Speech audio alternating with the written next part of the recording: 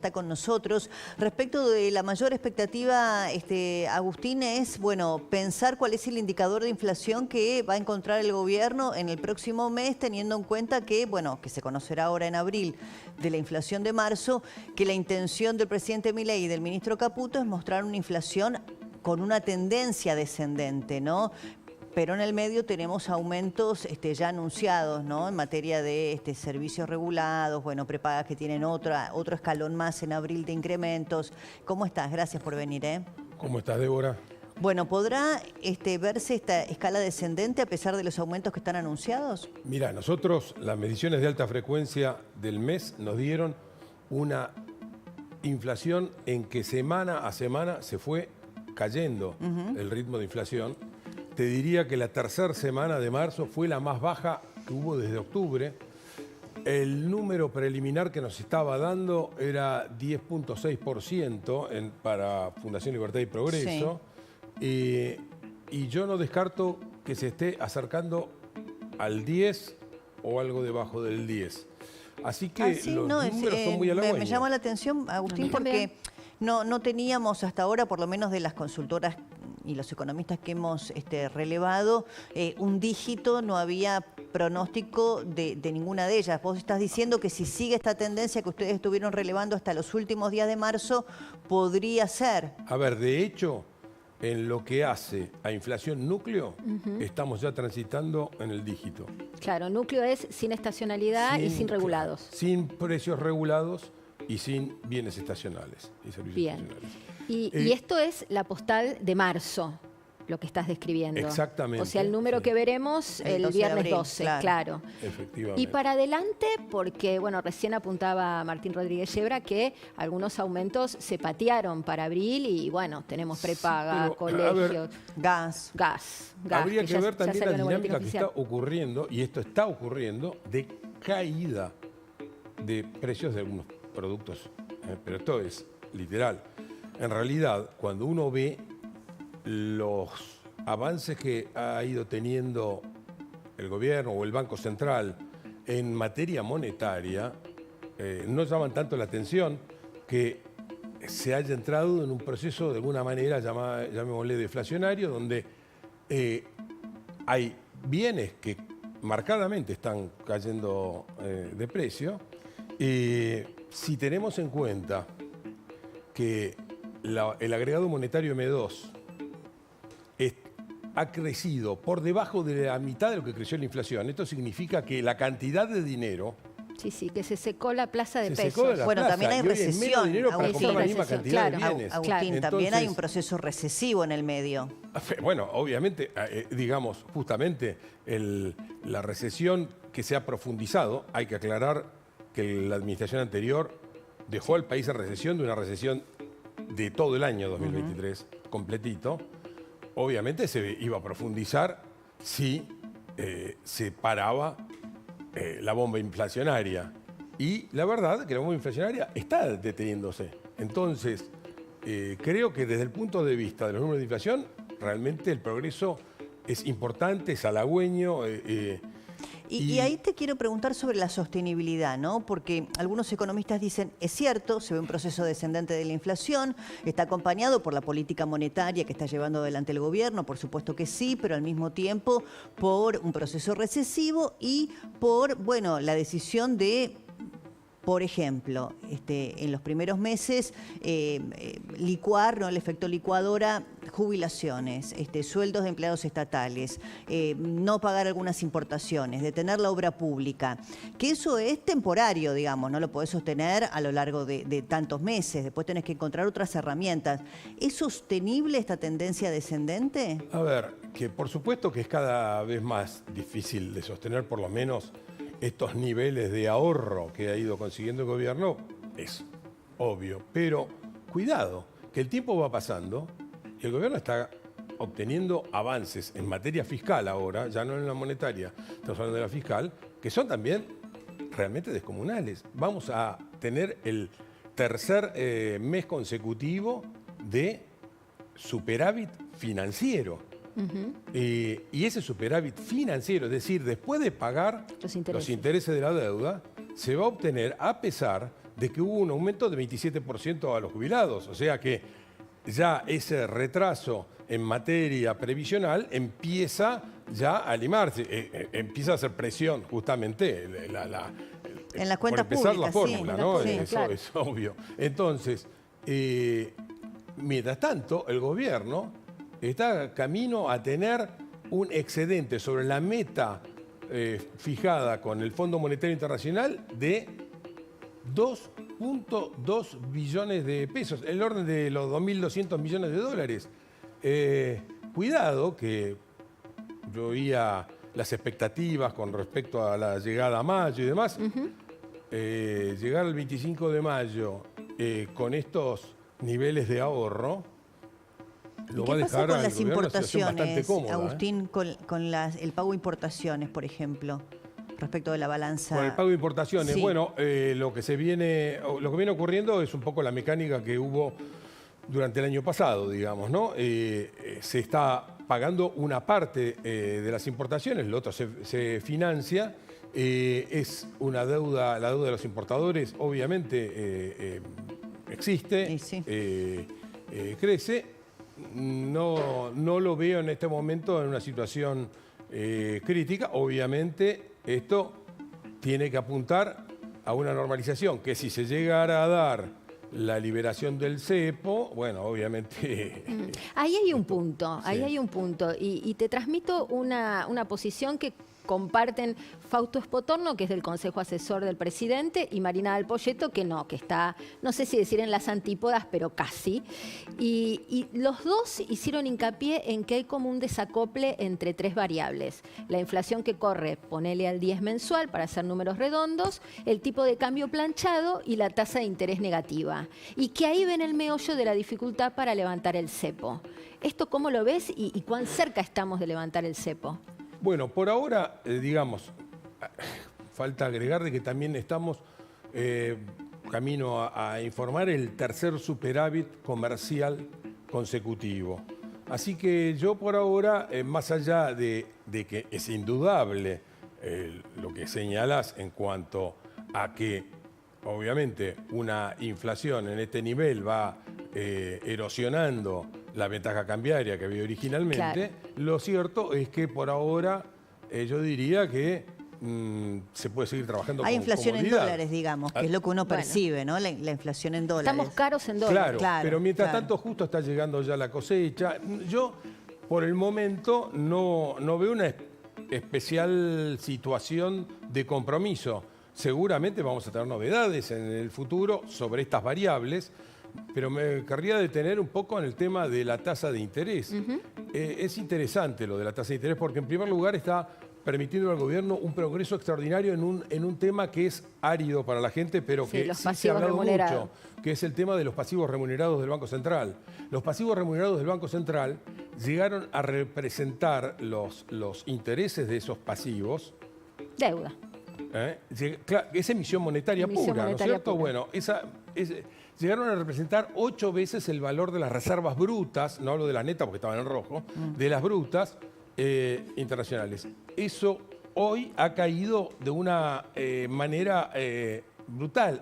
Hoy representan tan solo 1/3 del valor de las reservas brutas. Esto significa, en primer lugar, mucho menos emisión monetaria. Esto es, obviamente, es resolver el déficit, famoso déficit cuasi fiscal, es ir resolviendo, es ir amenguando este déficit cuasi fiscal. Pero además, esto explica esta caída, porque en definitiva es una caída de la emisión monetaria, ¿no? Esta caída de la emisión monetaria a futuro, porque estoy hablando de los intereses a pagar durante el próximo año, es lo que explica también la caída que empiezan a observarse en algunos bienes, porque claramente aquello de que no hay plata, que era en materia fiscal, ahora no hay plata en materia monetaria. Claro, no claro. Está la plata. Tal cual. Si te parece, hacemos un punto ahí, porque bueno, hablábamos recién del impacto de los regulados, de lo que puede pasar con la inflación de abril. Está Camila Dolavgian en la redacción de La Nación y vamos a hablar de esto porque apareció el nuevo cuadro tarifario del gas. Cami, contanos. Muy buenas tardes, Marina. Muy buenas tardes, Débora. ¿Cómo están? Muy bien. Tenemos información fresquita de esta mañana publicada en el Boletín Oficial respecto de cómo van a quedar las tarifas de gas, algo que estábamos viendo qué iba a pasar porque parecía que se postergaba incluso para el mes que viene o no, ya se habían publicado los valores mayoristas del gas, pero faltaba efectivamente esto, el nuevo cuadro tarifario y los valores de distribución y transporte, que hacen a un 35% de la boleta de gas que recibimos todos los usuarios. En promedio, la estimación es que van a aumentar a partir de hoy, a partir del consumo de hoy, un 333% en promedio. Van desde el 150% para los usuarios de bajos ingresos hasta el 600% cuando hablamos de algunos comercios e industrias. El promedio entonces es por ahora del 333% y va a tener una diferencia, va a haber un porcentaje distinto de acuerdo a los distintos grupos de segmentación. ¿Y cómo es la segmentación? Porque yo no lo tengo claro. Aquellas personas que se habían anotado en él, creo que se llamaba Rense. Sí, el RACE. RACE, ahí está, RACE. ¿Ya no corre más aquello? Bueno, se iba a hacer una nueva canasta, eso todavía no está definido. Por ahora lo que tenemos son las mismas distribuciones de antes y acá tenemos más o menos cómo va a quedar en cada uno de los casos. 350% para los residenciales de ingresos altos que ya no tenían subsidio. Para aquellos que tienen subsidio, los que tienen tarifa social, va a quedar un 150% y un 150% también los N3, que son los de ingresos medios que tienen subsidiado hasta cierta parte. ¿Y cómo sabes si sos N2 o N3, digamos? Tiene la factura. ¿En la factura está especificado? Sí, en la parte de arriba, si mal no recuerdo, superior derecha de la factura, dice qué grupo sos. Lo mismo en la boleta de ¿Y eso se electricidad, puede, no sé si es la palabra, pero impugnar, discutir? Ponele que alguien esté categorizado como N1 y diga, no, a mí me corresponde ser N3, ¿no? Que es, sí, con subsidio pero sin tarifa social. ¿Se puede? Se puede hacer una recategorización porque lógicamente puede modificarse el ingreso de un hogar, porque alguien perdió un empleo, porque, por alguna circunstancia de la vida, por supuesto que se puede modificar. Eso, han habido algunas personas que han tenido problemas haciendo la recategorización, pero supuestamente el registro sigue abierto hasta en tanto se defina una resegmentación de tarifas como había anticipado el gobierno. Todavía eso no se puso 100% en marcha, todavía se está definiendo. Mientras tanto se puede hacer una recategorización por motivos económicos de este estilo que impliquen que esa familia, ese usuario queda en otro grupo del que estaba anteriormente. Estos son algunos de los... acá lo que tenemos es una división por consumo y una división por ingreso económico. Por ingreso. Claro, lo que pasa es que, por ejemplo, en muchos casos lo que se había dicho, pero no sé si se va a efectivizar, tampoco sé si operativamente es fácil de hacer, es que ya... Suponte, si el titular del servicio era un jubilado de la mínima, anteriormente tenía el subsidio, pero que ahora iban a entrecruzar datos viendo prepaga, si eran, por ejemplo. Si tenían una prepaga, o si eran dos jubilados, o si en esa vivienda el servicio estaba al nombre del titular, que era un jubilado de la mínima, pero vivían, no sé, dos hijos. En fin, que tenían trabajo en relación de dependencia. Bueno, no sé cómo eso se puede operativizar, pero es lo que el gobierno había transmitido. Sí, se transmitieron incluso criterios que eran más ajustados o más limitantes que la distribución anterior. Por ejemplo, el tema de automóviles, no se podía tener un automóvil de más el tema de viajes, ¿te acordás, Cami? 5 años creo que era, ¿no? 5 años y viajes al exterior en el último año, me parece. En el último año, a países no limítrofes. No sé. Claro, eso porque preocupa a muchas familias que por ahí van a visitar familiares justamente a países alrededor de la Argentina. Eso impactaba para países no limítrofes. Cami, necesitas un estado policíaco, se ríe. Es difícil de cruzar. Agustín Monteverde. O si tenés un hijo que se fue por la crisis a vivir a Italia, no sé, y te manda un pasaje. No, y además necesitas una concepción del Estado absolutamente policial que soviético, claro, ¿no? Bueno, y que un poco va a contramano del espíritu. Totalmente. ¿No? Ideológico, si querés, o no sé, del propio gobierno. Bueno, porque ¿cómo? Es que esto no pertenece a la lógica tampoco de este gobierno, digamos, esta segmentación así. Claro. Pasa que hay que encontrar un criterio que no sé cuál puede ser para efectivamente dejar con subsidio, con tarifa social a aquellos sectores más vulnerables, pero cómo encontrar un criterio sin caer en esto que recién mencionaba Marina o Agustín del Estado policíaco, ¿no?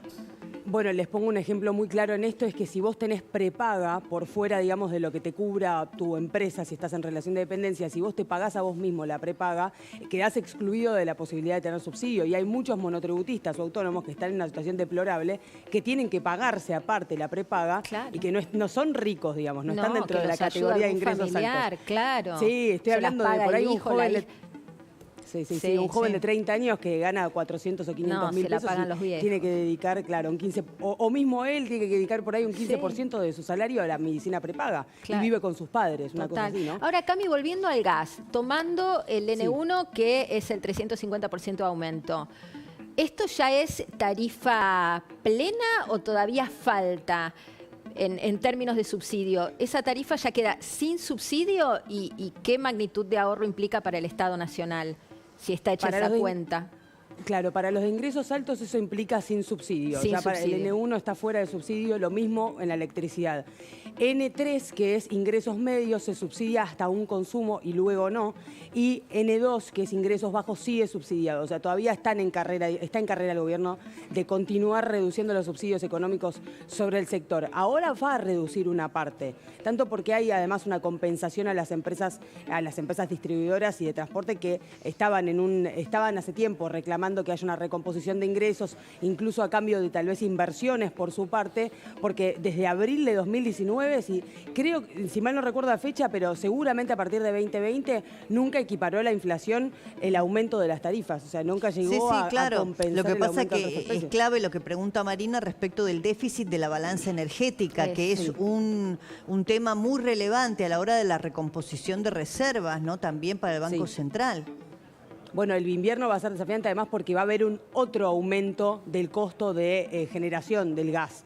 Tengan en cuenta que cuando uno mira el rubro gas es complejo porque tiene muchas asignaciones de distintos valores de acuerdo a la distribución, al transporte, a la compra mayorista, a la generación del gas. O sea, hay que ir viendo cómo define el gobierno cada una de esas partes.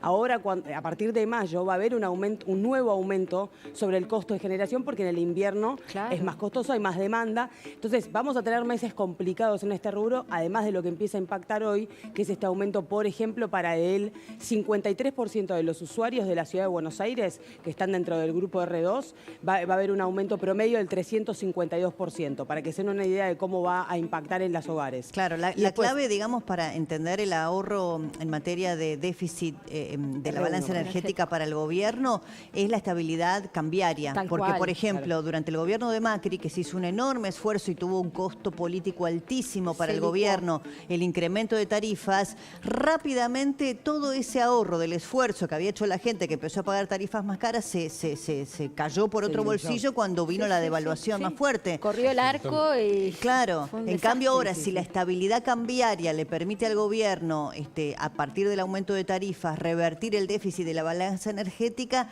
ahí sí tenés, bueno, un tema que es importante desde el punto de vista para económico. Este año se espera un superávit energético, ¿no? En la balanza comercial energética importante, ¿eh? Así los especialistas lo están un dato importante sobre esto, una de las únicas obras importantes que el gobierno de Milei dice que va a sostener, obras públicas estamos hablando, es la de inversión del gasoducto del norte. Sí. Exactamente, el que nos traía gas de Bolivia a la Argentina y que ahora nos va a permitir autoabastecernos y eventualmente exportar. Camila, gracias. Un beso enorme. Gracias, igualmente. Agustín Monteverde, economista, también gracias.